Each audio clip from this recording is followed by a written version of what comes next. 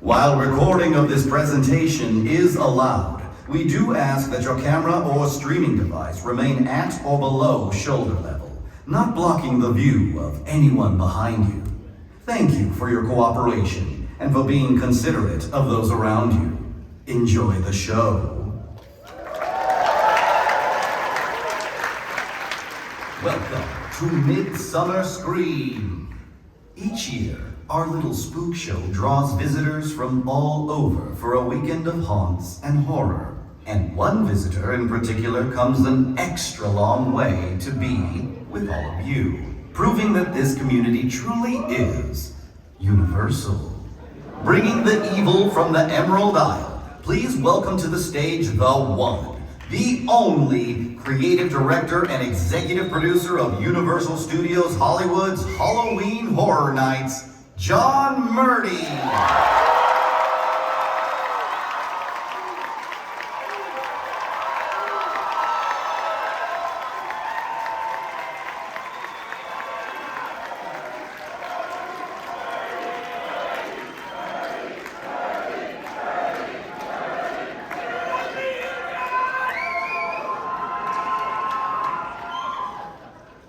I'm going to chant all of your names. Just yell them all out.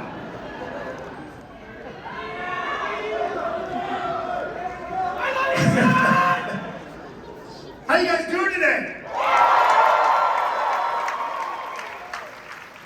I'm John Murdy. I'm the creative director, executive producer of Halloween Horror Nights, Universal Studios Hollywood. Welcome back to Midsummer Scream. We got a lot of stuff to show you guys today, but you guys know how this starts, right? Well, no, actually it starts like this, okay? Thank you. That's a tradition, you know, seriously, thank you. It's the fans of Halloween Horror Nights that fuel our passion for the event, that make ourselves and our team want to top ourselves every single year. We appreciate all that support, so thank you so much. And do we have in the house, do we have any team members from Halloween Horror Nights? Yeah. Stand up, stand up, stand up. It takes a village to do this event. It's not me. It's all of these people who work on this event, all the men and women who work on this event, year after year after year. It's their passion, to give it up for them.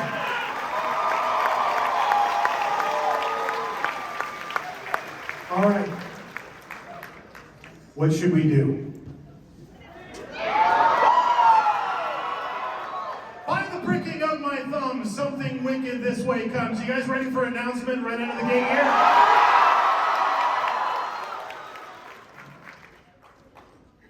Yeah!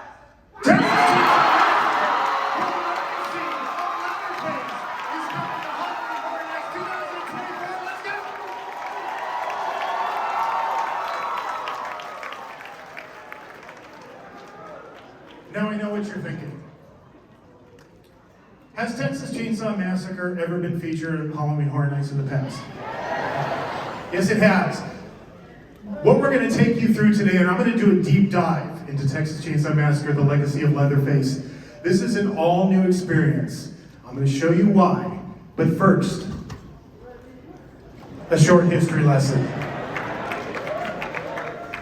So, Texas Chainsaw Massacre goes all the way back to the very beginning of our era of Halloween Horror Nights. It was one of the first intellectual properties that we featured at our event. In 2007, we did Texas Chainsaw Massacre Back in Business. Anybody see this? Anybody in the crowd around back then? A lot of you who saw that original house said it was the scariest house that we ever produced. Is that true? Yeah! Okay, so that's the bar, right? That's the bar. We knew we had to top ourselves. But we did it in 2007, and actually wasn't based on the original Texas Chainsaw Massacre. It was based on the 2003 remake. So in 2008, we did the exact same thing. Because we did that back then. You know, back when I first started doing Halloween Horror Nights, I came from Universal Creative, from doing like rides like Revenge of the Mummy. And then when we took on, it celebrates its 20th anniversary this year. But then when we took on Halloween Horror Nights, you know, the first years that we were doing it, we were like, oh, cool, everybody liked that. Let's just do it again. So in 2008, we did Texas Chainsaw Massacre back in business, exact same house. And then 4 years went by. And then in 2012, we did Texas Chainsaw Massacre, The Saw is the Law. That's the first house we did based on the original 1974 classic film. Quick personal story. You see this scene? What's the scene? Yeah, the dining room, the dinner table scene. That particular year, I brought my father-in-law and my mother-in-law from Ireland to Halloween Horror Nights for the first time. When we got to the scene, the path goes around to the left. My father-in-law, he'd never been in a haunted house. He went around to the right and he sat down in that bone chair and he just started chatting up Grandpa. And the poor performer's like, what the hell's going on? And then Leatherface came running into the room with a chainsaw and my mother-in-law tried to smack him. And I'm like, no, you can't do this. But in 2012, that's the first time we did the original Chainsaw Massacre. And then 2016, 4 years later, do you see the trend starting to develop here? For all you conspiracy theorists in the house, we did Texas Chainsaw Massacre Blood Brothers. And this was different. The idea was we took the first film and the second film and we created our own sequel that lived between the first film and the second film. And to this day, this house holds the record for being the only haunted house ever in the history of America that prominently featured a President Gerald Ford in the opening scene. And then in 2017, we did Titans of Terror, where we mashed up Leatherface, Freddy, and Jason. And then 4 years later, in 2021, we went back to the original Texas Chainsaw Massacre. Now, I mentioned at the beginning that this is all new, this is all different. Why did we decide to do Texas Chainsaw Massacre in 2024? This is why. In 2024, it is the 50th anniversary of this historic franchise. How many of you guys love Texas Chainsaw Massacre? Okay, if I was gonna make a Mount Rushmore for horror, which somebody should do, maybe one of you one day will do this, I would put Leatherface, for sure, as one of the 4 heads on the Mount Rushmore of horror. That's what this franchise means to the whole genre of horror. This is the 50th anniversary of that historic franchise. So the people that we've always dealt with over the years on Texas Chainsaw Massacre, they came to me and they pitched me this idea.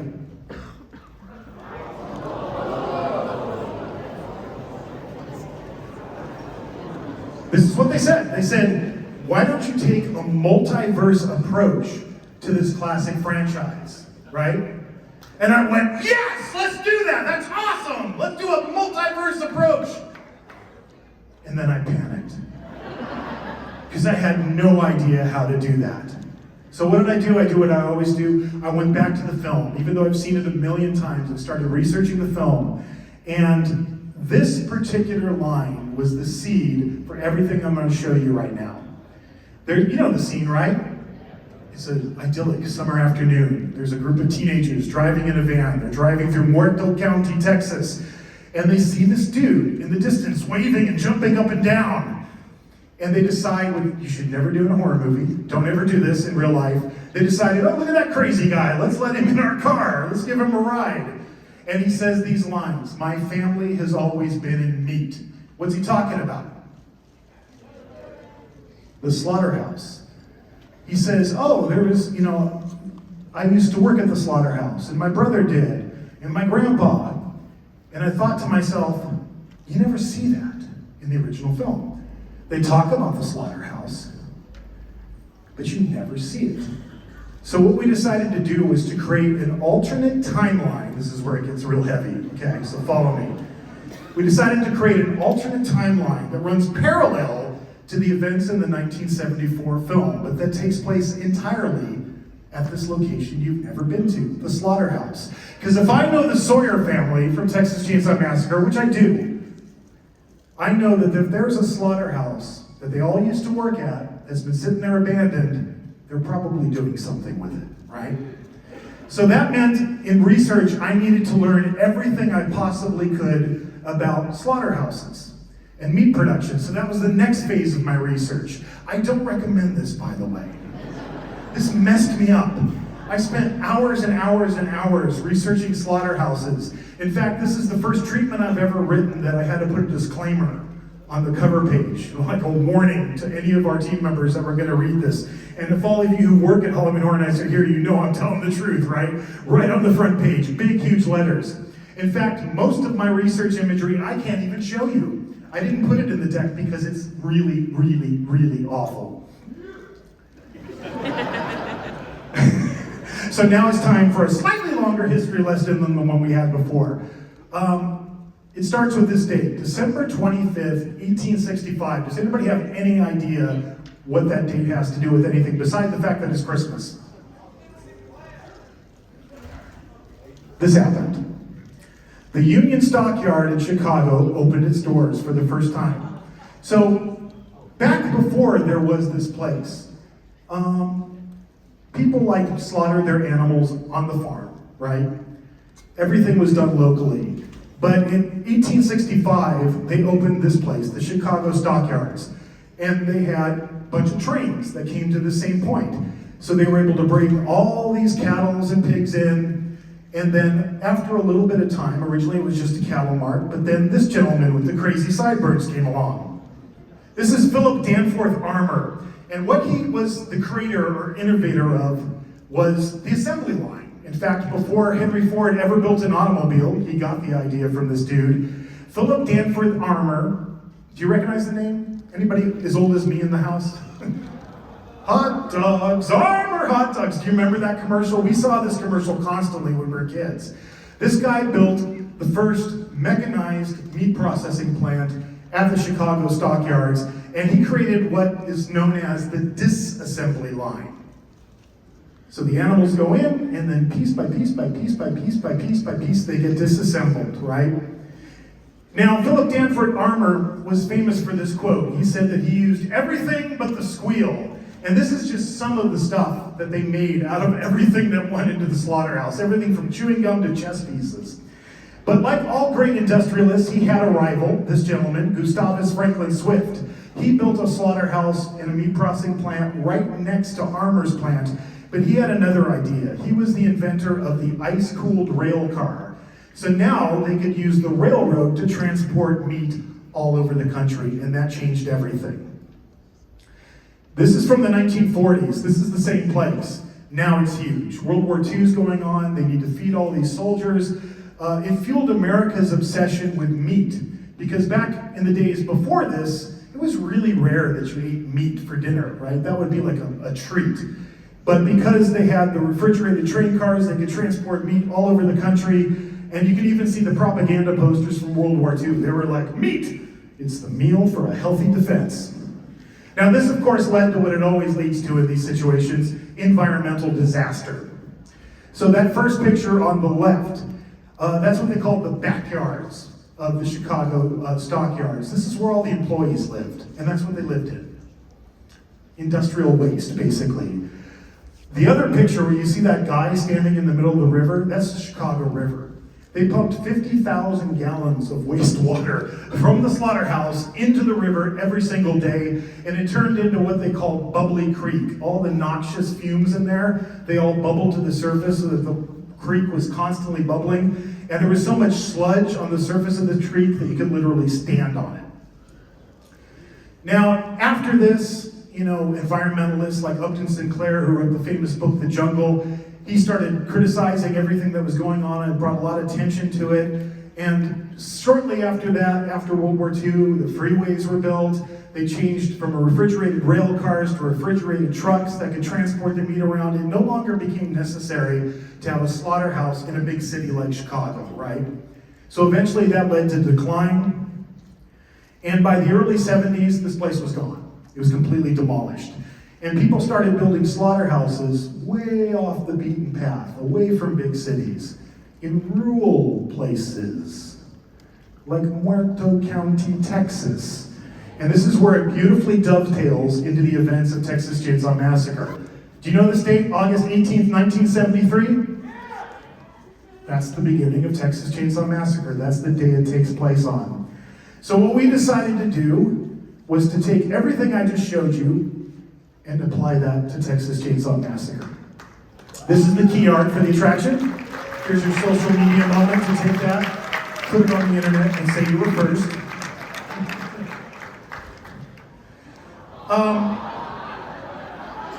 I had to come up with a way to tell this backstory, right? So I wrote a script for Nubbin Sawyer, also sometimes referred to as the Hitchhiker. I didn't voice it, but I'm going to do it for you so you get the idea. This is how we're going to set up the experience. Do you guys like when we have a live character out in front of the facade?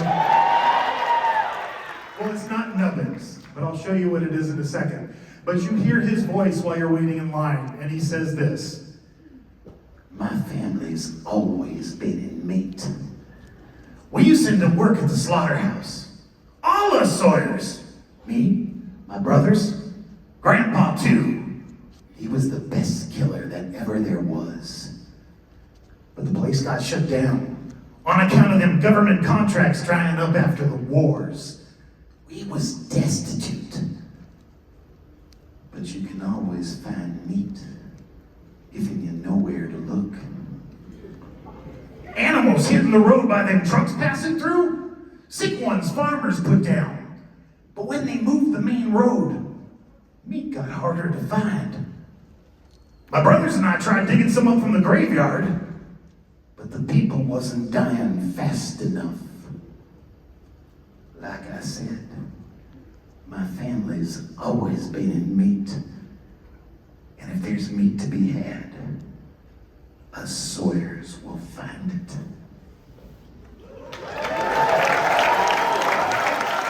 I think I just ripped off, Chop Top. I think I switched from, the Hitchhiker to Chop Top halfway through. But thank you, appreciate that. So this is the facade. The facade is the abandoned slaughterhouse. It's been sitting empty for a couple of decades, ever since the contracts dried up after World War II, Korea. It closed. It was surrounded by fences. But the Sawyers took it back over again. Why? Because they can conceal all the things they're doing from the authorities. So while you're waiting in line, getting ready to enter the slaughterhouse, you're hearing that voiceover that I was just doing, and then this guy walks in. This is Leatherface from a 2017 film called Leatherface, a prequel. He's got a big cow head over his own, and that's what we're doing with this house. We are going to do every iteration of Leatherface. From all 9 films in the franchise, we're bringing them all together. So he comes out, and he's looking at you, and he's sizing you up. And then he starts kind of gesturing to you with one hand. And then he turns around, and you see on the back, he's got the words "follow" written in blood. And then he walks back through the steel door that he came through, and you have to follow him. Now, one of the creative challenges of this was, okay, so we're going to take all these different iterations of Leatherface, and we're going to have them in one house. But how is that going to make sense? So again, I went back to the original 1974 film. Do you guys know Gunnar Hassan, who played Leatherface? Well, I read a bunch of interviews with him, and when he was doing the original role, he described Leatherface in this way. He said he had no personality of his own, and that's why he has to wear the different skin faces, the masks. And he wears different masks depending on what he's doing.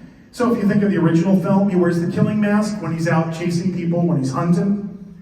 He wears the pretty lady mask with the makeup when it's the formal occasion, like the dining room scene. And he wears the old grandma mask, the old lady mask, when he's stuck in the kitchen with the old man washing dishes. He just takes on a different mask for whatever job he's doing. So it occurred to me, that's what we're gonna do with this house. All these different iterations of Leatherface are gonna represent all the different jobs that you would do in a slaughterhouse. So I studied slaughterhouses, endlessly, and looked at all the different steps of the disassembly line, all the different roles that you would need, and assigned different roles to different Leatherfaces and the members of the Sawyer family. But the first thing you're gonna see when you step through the front door is Leatherface's collection of skin faces. And then you're gonna go into the holding pen, because that would always be the first room in a slaughterhouse. It's where you gather all the animals together. In this case, it's where you gather all the humans together. And the next character of Leatherface you're going to see is the classic 1974 killing mask, chainsawing through a door, busting into the room, and chasing you on into the animal chutes. And this is real slaughterhouse. This is like one of the few pictures I could actually show you from my research. You notice how there's all these like twists and turns? That was done intentionally in slaughterhouses. They found out really early on if it was just a straight line, the animals would go and then would stop. And then they wouldn't go any further. So that's why there's always twists, because you don't know what's coming around the corner, right? Occurred to me it's the exact same philosophy with building haunted houses. We've been doing this for years. We always are like, let's have lots of twists and turns. It's like an animal pen, because you don't know what's coming around the corner. But in this case, what's coming around the corner is what they called in the slaughterhouses the prodder and the stunner. And in this case, the prodder is Chop Top. He's just back from Vietnam. He's still got his army jacket on. He's going to have a cattle prod, and he's going to be prodding you to the stunner, which in this case is going to be Leatherface from the 2003 remake. He's up on a platform. He's got a big sledgehammer, so Chop Top's setting him up. Leatherface is knocking him down. That takes you to the next room we call the killing floor.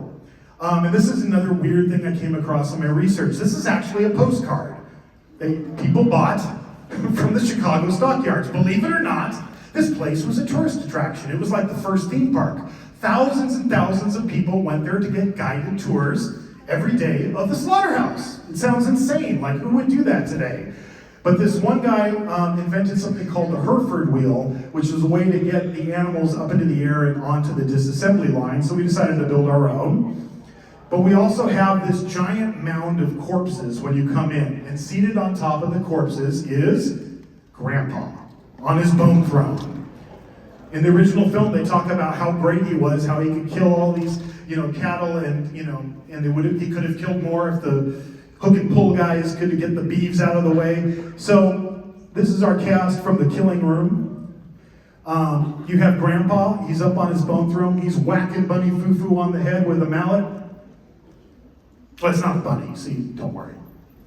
It's a human, that makes it okay. Down below is Dumpins, or the hitchhiker, prodding him on. And then Leatherface in this scene is batting cleanup. And he's going to be in the Pretty Woman mask from the 1974 film. And then that takes you to, I can't even show you these pictures, they're so disgusting. But they had these huge boiling vats in slaughterhouses, and that was to boil the animals to make the hair and skin more pliable so they could be removed. So we thought, well, the Sawyers aren't that high tech, right? So they wouldn't have huge boiling vats. They'd just take, steel drums, light a fire underneath, pop a corpse in it, call it a day. So in this scene, we meet the domestics. So it's the old man on one side, and Leatherface from Texas Chainsaw Massacre, the next generation, this weird version of the old woman mask that exists in that film. And the old man is yelling at Leatherface, "Leatherface, stop yakking at them girls! Them beeves needs turning!" And they're on either sides of you, you're in the middle, they both have paddles they want to whack you with. And they drive you into the skinning room. Now this is always a classic scene we like to do with Texas Chainsaw Massacre. We call it the face peel. Do you guys know what I'm talking about? So in this scene, we take Leatherface from the 2006 prequel to the remake, Texas Chainsaw Massacre: The Beginning, where he's wearing that weird leather mask. He's got a meat cleaver in one hand, and he is chopping a guy we just refer to as the meat. He's chopping his legs into mincemeat, and he's taking a skinning knife, and he's cutting along his chin line and slowly peeling his face off. Then we take you into a transition that we simply call the hallway of horrors, where you have to walk through skinned bodies. And when I say you have to walk through skinned bodies, I don't mean bodies with their skin removed. I mean the skin itself. You have to walk through their skin. And there's a surprise waiting for you at the end. And I'm not going to tell you what it is, because this is something new we invented just for this house. And I think we'll just leave it at that.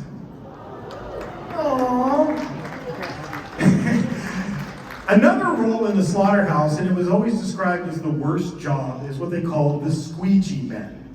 So one guy would have a hose, the other guy would have a broom, and they would just sweep the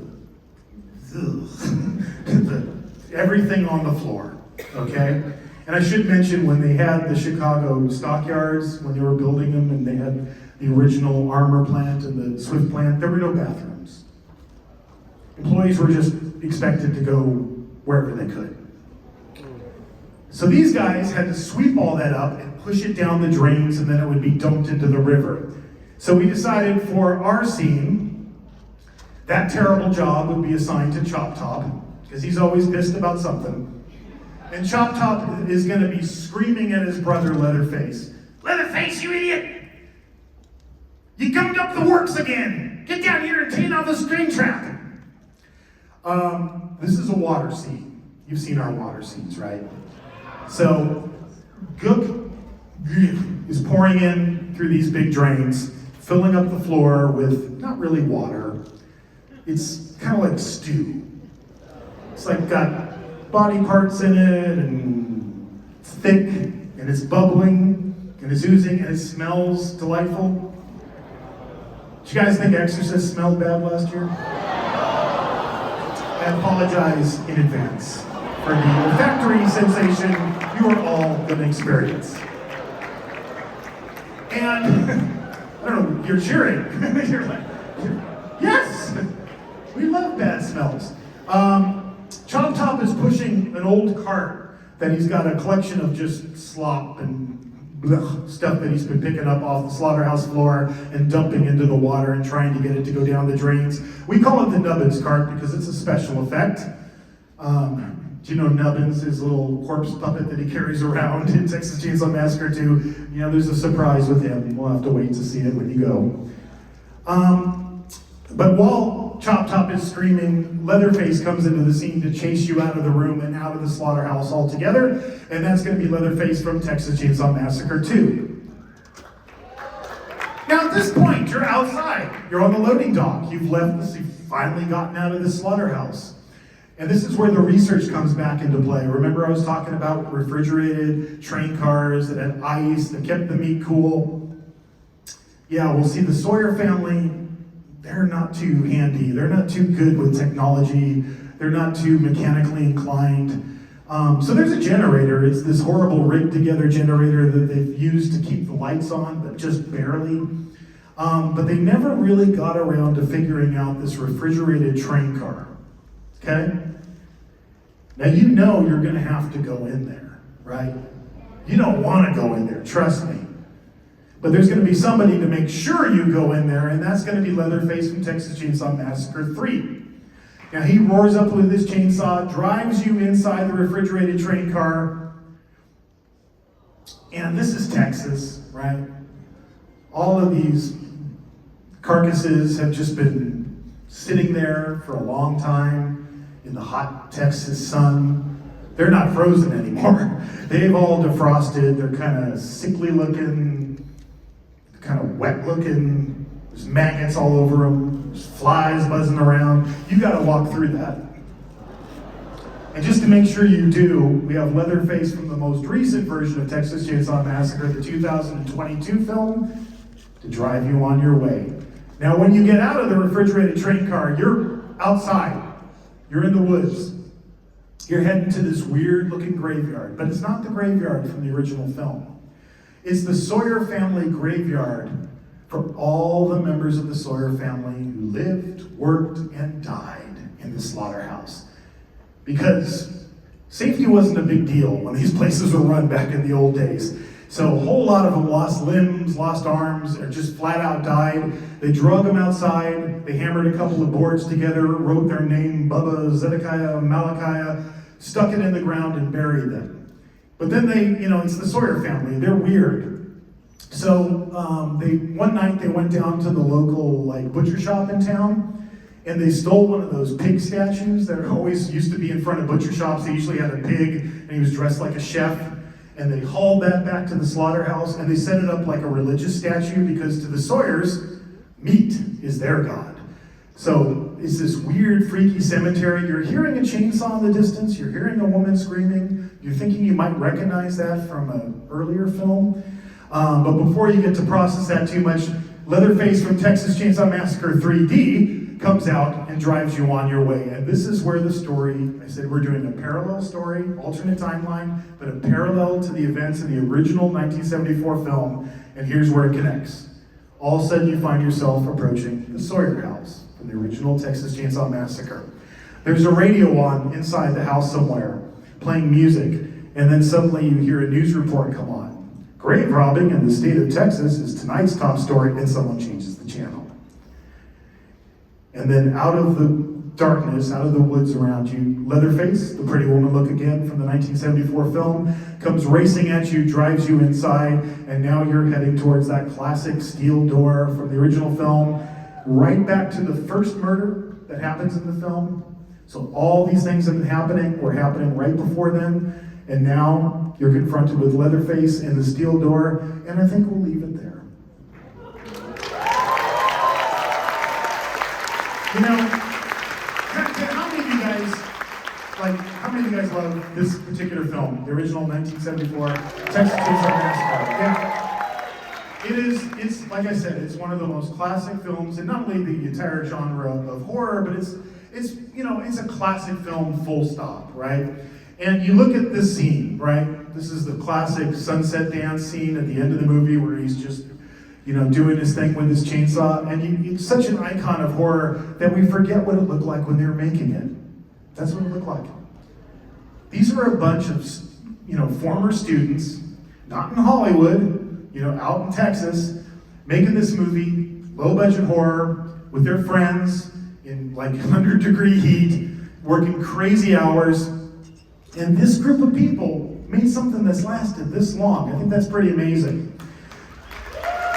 Yeah. And in particular, these two gentlemen, Kim Henkel, who co-wrote Texas Chainsaw Massacre, and that gentleman with the beard, Tobe Hooper. Give it up for Tobe Hooper. Tobe Hooper co-wrote and was the director of Chainsaw Massacre. Tobe Hooper, in so many ways, was my entree into horror. When I was a little kid, staying up, when my parents thought I was asleep, watching Salem's Lot, the first time it was aired on TV, and being terrified, that was Tobe Hooper. Tobe made that. First horror movie I ever went to in the theater, Poltergeist. Tobe Hooper, right? Tobe made some of the most iconic horror movies ever in the genre of horror. And one thing about Tobe is, people always ask me, like, when did you know Horror Nights in Hollywood, when we brought it back in 2006, when it was here to stay? That's the moment, right there. The one day all of a sudden Tobe Hooper showed up, and he was in our house, and that's him taking pictures of Leatherface. I have all these pictures of him going through the house. He's like a filmmaker. He's down low, taking shots, he's up high. I've had that moment so many times since then, whether it was William Friedkin, calling me up the first time we did The Exorcist, the director of that movie, and going, I heard you did something with my film. I would very much like to see that. And having him come down on an afternoon and taking him through the house and spending an hour and a half talking to him about The Exorcist, or John Landis when we were doing, American Werewolf in London, or, Guillermo del Toro with Crimson Peak, or, Jordan Peele, on and on and on. I've gotten to do that a lot. This is the first time I ever saw somebody who made the movie that we were featuring attend our event. I've always been grateful to Tobe for that. So as an extra Easter egg to pay tribute to these great gentlemen who created this iconic horror franchise, we have named our slaughterhouse the Hooper and Henkel Meat Processing. And that's for Tobe and Kim. Of course, the Sawyers, graffitied it with Sawyer Meats, because that's what they do. But Chris and I should give it up for Chris Williams, my longtime art director, production designer, my partner in everything Halloween Horror Nights. All of these elevations, that's the work that Chris and his art department, Brandy Creason, all of them that work on this event year after year after year, that's their work. But I know Chris and I sat down and we went, all right, let's try to top what we did the first time with Texas Chainsaw Massacre. Let's try to create the scariest, freakiest place you don't ever want to go in house. And that's what we've tried to do. So I hope you guys are ready for it. Are you ready for it? All right.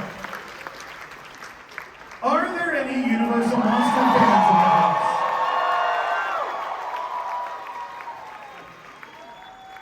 Okay, you know, just the other day we announced a brand new house that continues the Universal Monsters legacy at Halloween Horror Nights. Started in 2018 with Universal Monsters. This is the 6th that we have done at Universal Studios Hollywood, and this one is called Universal Monsters Eternal Bloodlines. So what's different about this house? This is the first time we've ever done a completely female-centric take on the Universal Monsters, using characters that are rooted in our film history, except one which we invented, which I'll tell you about in just a second. But bringing these characters to light that maybe are lesser known than some of our, standard characters that everybody knows. We did this in collaboration with our colleagues at Universal Orlando. So Chris and I worked with their team to create this original story. So this is a completely original story. And I'm going to show you the monsters. So let's meet the monsters. Let's start with the heroines. Saskia von Helsing. This is a completely original character. It doesn't exist in the novel, doesn't exist in the films. And I should give credit to the great Crash McCreary. Do you guys know Crash? Legendary creature creator. He works with us on the Universal Monsters franchise. He does all the key art for the posters. He drew this gorgeous picture of Saskia von Helsing. Crash has been in the movie industry. He started with Stan Winston back in the Terminator days. Worked on Terminator. He helped design Edward Scissorhands, the Jurassic Park films, Pirates of the Caribbean, on and on and on. But every year we get to work with Crash, and this is his artwork. So Saskia is the last descendant of this guy, Abraham von Helsing, the famed monster hunter from our 1931 film Dracula. All of his other descendants, who were all male, have all died. They've all been killed by Dracula's daughter. Why? Because this dude killed her dad. Do you remember the end of Dracula? He drives a stake through the heart of Dracula, and that's it. So Dracula's daughter is on a vendetta to wipe out the Von Helsing family, and Saskia is the last one left. Now we paired her with the Bride of Frankenstein, inspired by our 2021 house, The Bride of Frankenstein Lives. Do you remember that house? People have been saying, oh, you gotta bring her back, you gotta bring her back. We listened to you guys. I was like, we gotta bring the bride back. She's such a great character, such a great house. We've kind of taken, and this is Crash's artwork again, and it's inspired by what Lucas Colshaw on our team drew for the Monster Hunter look from Bride of Frankenstein Lives. And of course, she's inspired by our 1935 film, The Bride of Frankenstein, which she is in for exactly, 5 minutes, right? It's so great that the bride has continued to live despite her entire film career being 5 minutes. And then there's the villains. I mentioned this one. Dracula's daughter, that comes from a real Universal movie. It was 1936. The Countess Maria Zaleska. It was Dracula's daughter. It was the first sequel they made to Dracula.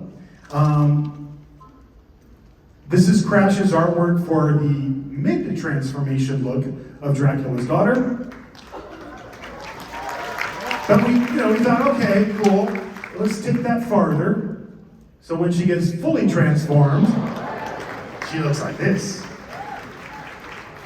You guys cool if I share a sneak peek? All right, a little makeup. So this is Patrick McGee, McGee Effects, our longtime makeup artist. This is his sculpt for the mid-transformed Dracula's daughter. And then we decided to bring, a couple Easter eggs, a couple of little surprises from the past. Some I'll tell you about, some I won't. We decided to bring one of Dracula's brides back. So this is the mask for Dracula's bride. She factors into the story. And then we decided to pair this character with 2 other female Universal monsters, starting with the She-Wolf, inspired by our 1946 film, The She-Wolf of London. Has anybody ever seen, seriously, She-Wolf of London? Anybody? What's weird about that movie? Is there a werewolf in that movie?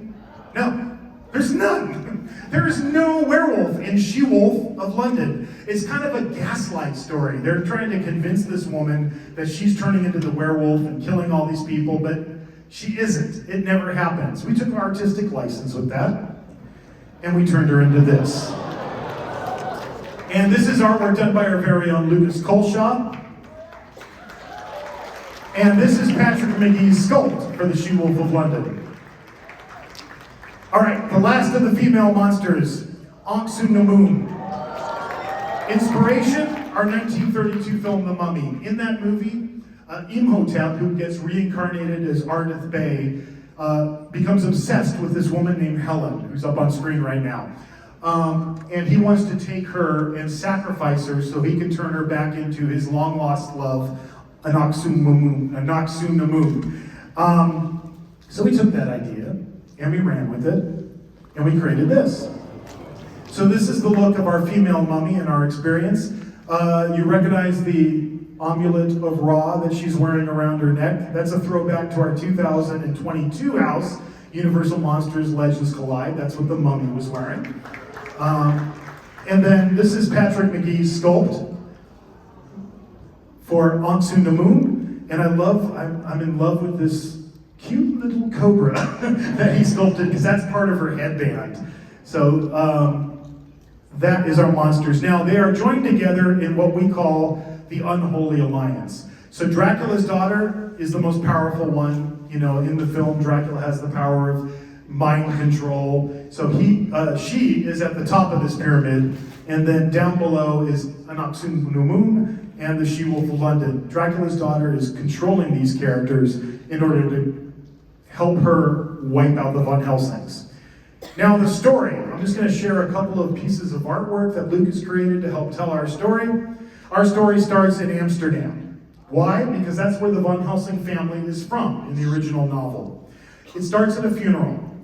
The last male descendant of Abraham Van Helsing has just died at the hands of Dracula's daughter. Saskia Van Helsing is at the funeral. She's mourning the death of her brother.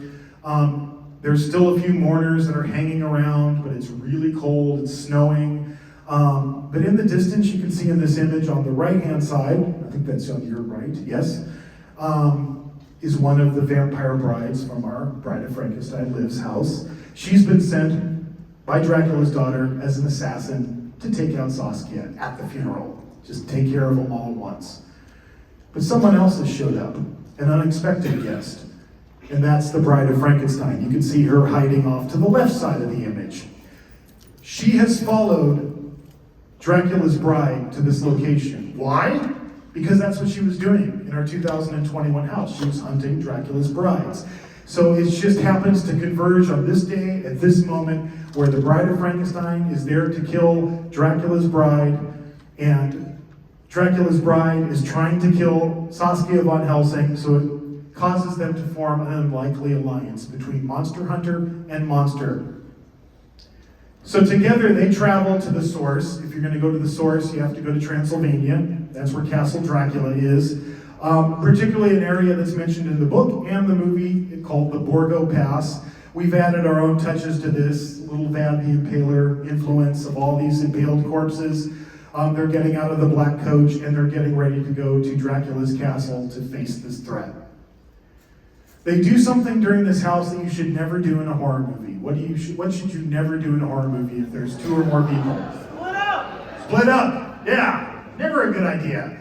But they do. Saskia peels off to deal with Dracula's daughter and Dracula's brides.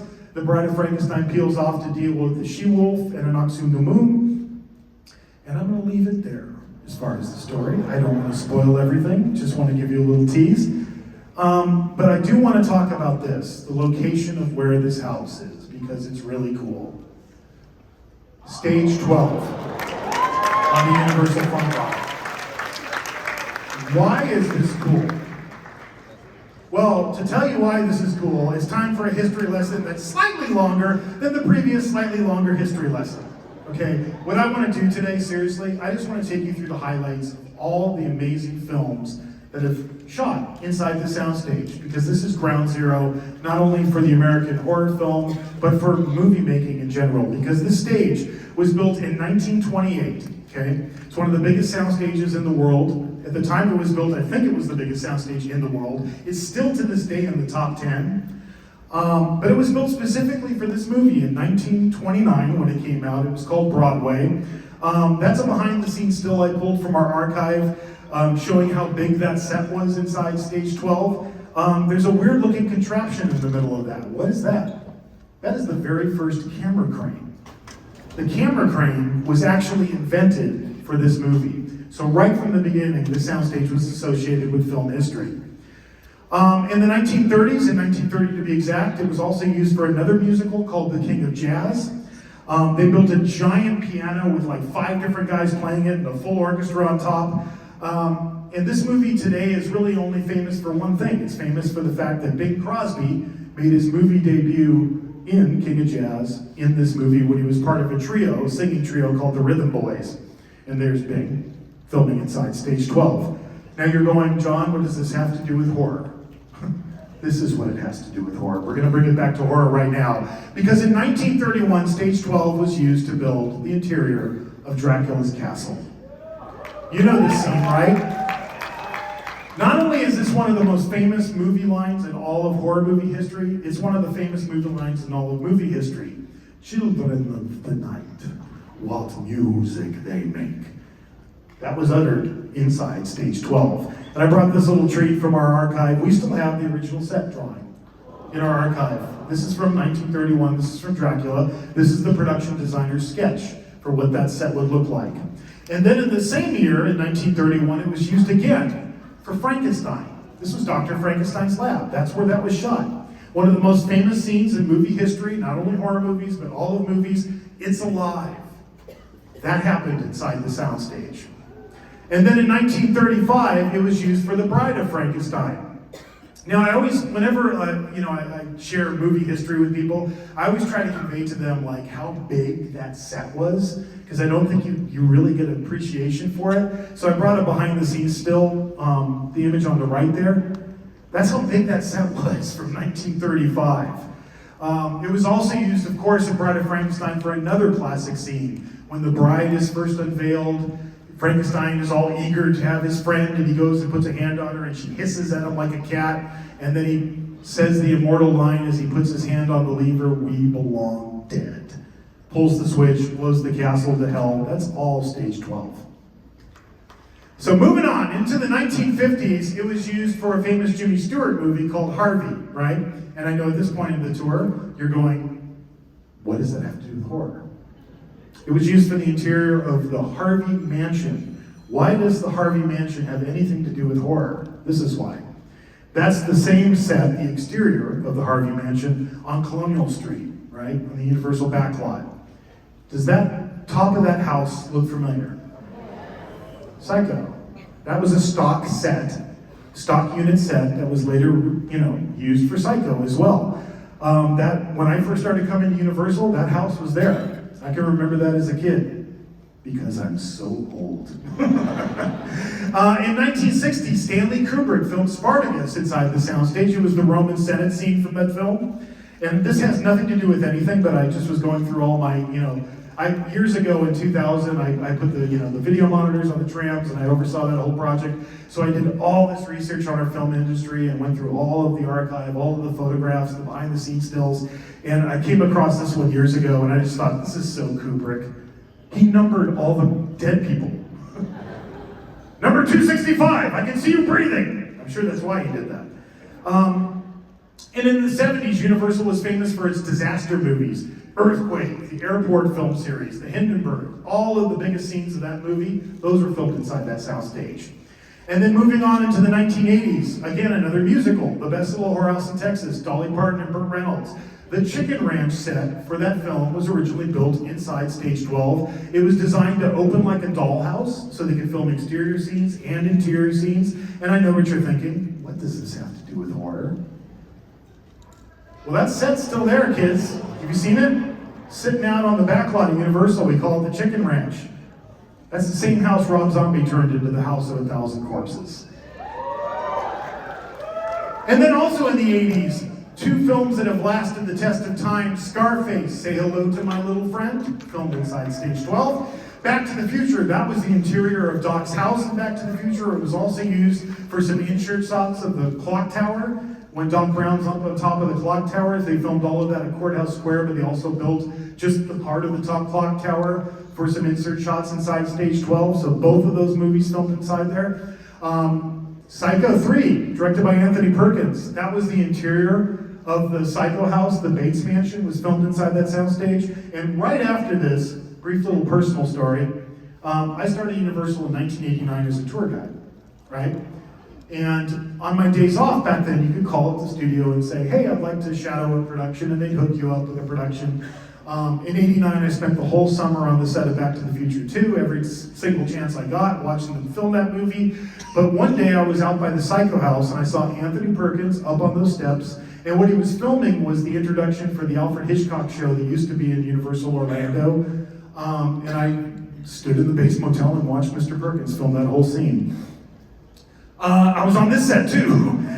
This is 1993. At that time, we were brought on. I had left Universal after I left being a tour guide. I worked as a production assistant when we built that whole downstairs section of the theme park, the Starway escalator, the old special effects show. And then after that, the only time I ever left Universal, I was gone for 5 years, and I was working for another company that used to do industrials, which are like business meetings, and they would daisy chain like 1 million slide projectors together because there wasn't even video projectors back then. But one day we got a call to come to a meeting at Amblin to meet with Steven Spielberg's producers, Kathleen Kennedy, and talk about filming a scene for Jurassic Park. So I worked on Jurassic Park for about 2 days.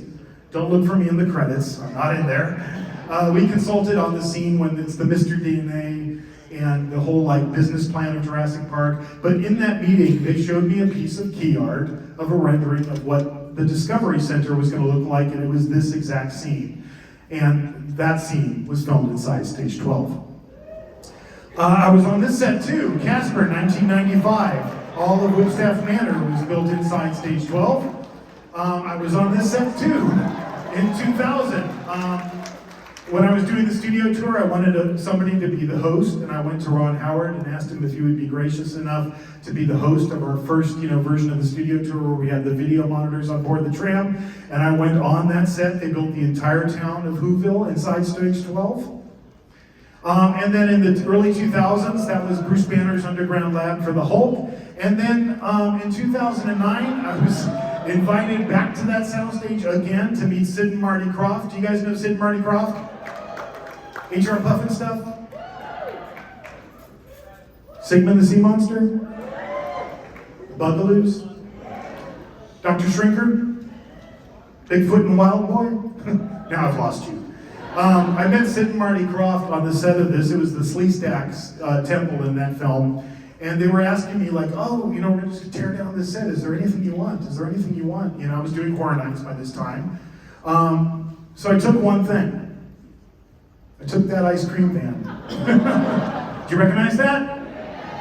That was in Clowns 3D. The reason that clown was called Sweet Licks is because it's painted right on that ice cream van. Didn't have to change it. It later became Hollywood Harry's van. It became Larry Larva's van.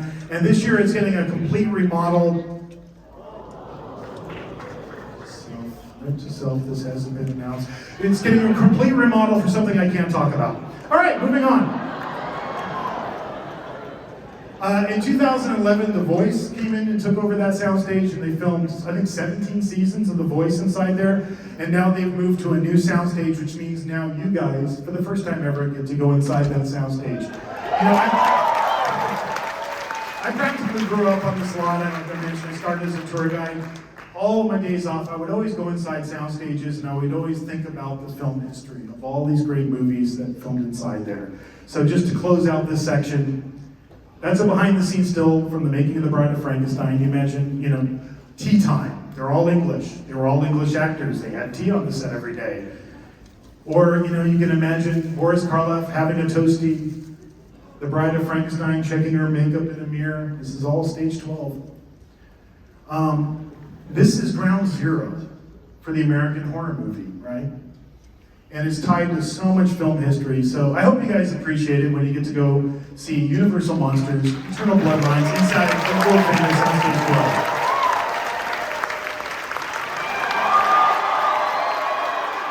I've got another announcement. Let's talk about the music of the Monsters. But wait a minute. Has this been announced yet? Slash. Now Slash is coming back again to do his 6th score for Universal Monsters, his 7th for us at Halloween Horror Nights. You guys, all the time, I run into fans of Halloween Horror Nights at the event, and you tell me what you want. You're not shy about it. And the one thing that I've heard over and over and over is, when are you going to do like an album with the music from Universal Monsters? Now, for the first time ever, this year at Halloween Horror Nights, you'll be able to get a limited edition vinyl album featuring selections of all of the different houses that Slash has done up until this point. This is the interior, you open up the album, this is the inside. Features all of Crash's iconic artwork. I wrote the dedication. Stacy Quinolti on our team, who works with Slash and co-writes the music, arranges it, produces it. He remastered all of these tracks, especially for vinyl. So this year, you will finally get that album that you've been asking me for years and years and years.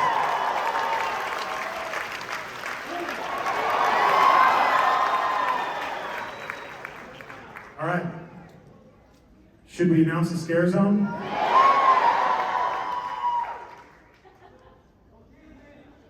All right.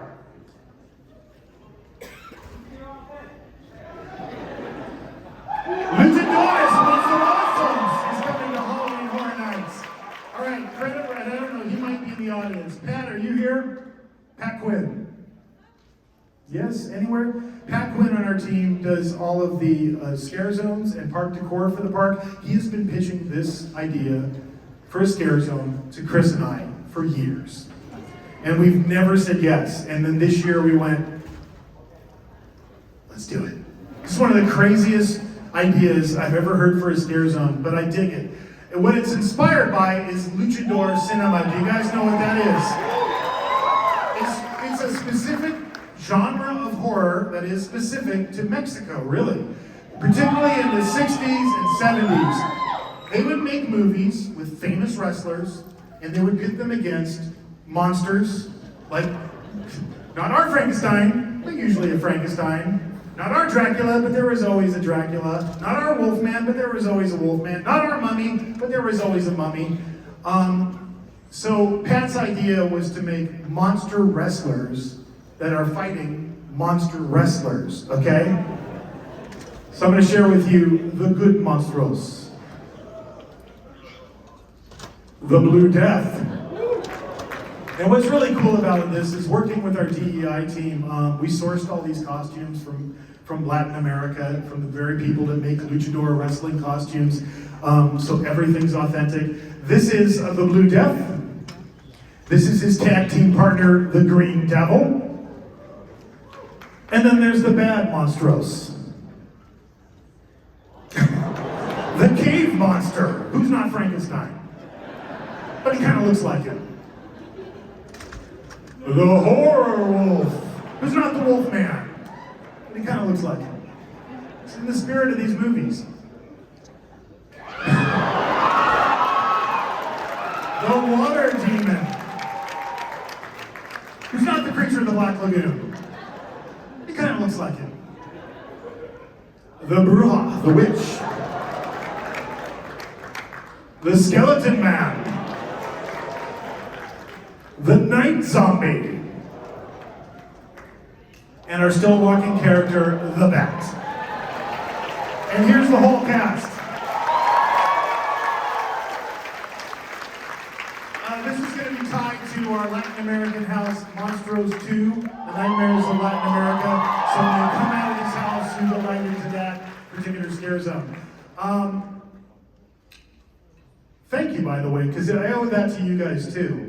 It was you who got us doing this in the first place. Years ago, back in 2009, I think, a fan, more than one, came up to me and were like, why don't you do La Llorona? And I had no idea what that was, because it wasn't something I grew up with in my culture. But I started researching it, and I started getting into it, and I realized, wow, this is amazing. It's so Los Angeles. It's so representative of our community in Los Angeles. And so we've really been focusing on this the last few years in particular. But really the credit is for you guys for suggesting it, so thank you. Little sneak peek. This is the sculpt for the Skeleton Man, and this is what his finished mask look like. This is a partnership with Immortal Masks. They might be here today, but they do our silicone masks for the event, and they created some amazing masks for this one. We're also creating original artwork, luchador posters in the style of that artwork from the 50s, 60s. This is just a few examples. And, you know, earlier today I signed that beautiful piece of artwork that our own Lucas Skullshot did from Monstros for people that came to the Universal Products and Experience booth. I also gave them all these files, and they were kind enough to do merchandise that is available now, I think literally right now, on Amazon. For the first time ever, you're going to be able to get merchandise inspired by these houses, this Scare Zone, our Monstros house, and other original content we've done over the years. So go to Amazon, check it out. I think members of that team are going to give you guys some postcards when you're going out if you want to check it out. So I hope you enjoyed that. All right, we're getting to the end here. What's next?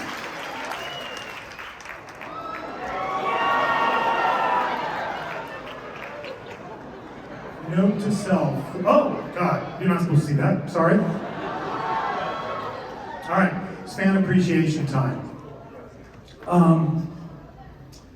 You know how this works, right? We're going to give away 2 express passes to HHN and an exclusive behind-the-scenes tour with yours truly of a house of my choosing, which is going to be the closest house it takes me to get to before the next place I have to go to. But we're going to give that away. We've been doing this every year of Midsummer Scream, and before I do that, I wanted to give it up to the people who create, produce, run Midsummer Scream. They're an amazing group of people. They do an amazing job. It's a pleasure to do this show every single year. Again, I want to give it up to you, the fans of this event. Your support through the years means so much to not only myself, but all the men and women who work on Halloween Horror Nights all year long to bring it to life. Thank you, thank you, thank you, thank you. So there's always a trivia question, right? You guys ready? Wait for it.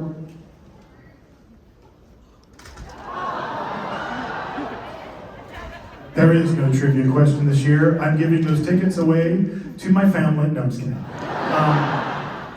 No, there seriously is no trivia question this year, because I thought about this right before I came over for this show.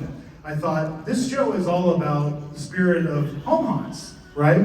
And earlier today I did a panel called Home Haunt to Pro Haunt with a bunch of different people in our industry talking about how we started out. So I have a question for you. How many home haunters are in the audience? If you're a home haunter, keep your hand up. Okay. And do we have, and be honest, any of you that do home haunts, is one of your kids the driving creative force in what you do? Yeah? Keep your hand up if it's true. Okay, pointing over here. All right. Come on up. Right there where you're pointing. Come on up.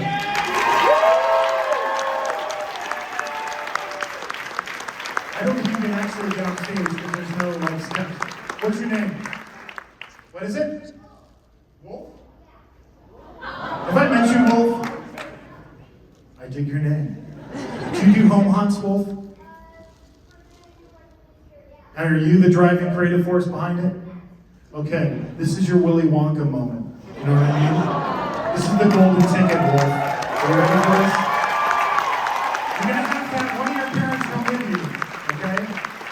I'm gonna take you and your parents. We're gonna give you 2 express passes free for Halloween Horror Nights, and I'm gonna give you a behind-the-scenes tour and show you how we do this. Thank you. You're the next generation, my friend. Thank you. They're gonna get together with you. They're gonna give you what you need, and we're gonna show you a good time. Thank you, Wolf. And for everybody right here, he's gonna take care of you. Mario's gonna hook you up. I just wanted to do that a little different this year because, hey, we got to look to the next generation. But for all of you, thank you so much. Thank you for supporting this event. Thank you for being a part of Halloween Horror Nights. We'll see you at the bar.